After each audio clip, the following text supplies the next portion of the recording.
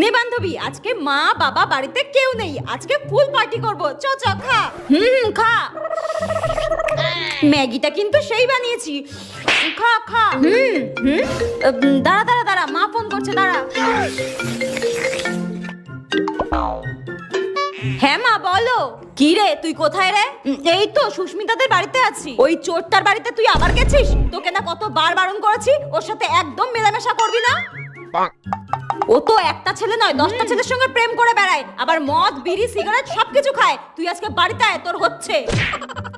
শোন না, মা না এক্ষুনি আমাকে বাড়ি যেতে বললো। আমি বলেছি আমি তোর বাড়িতে রয়েছি।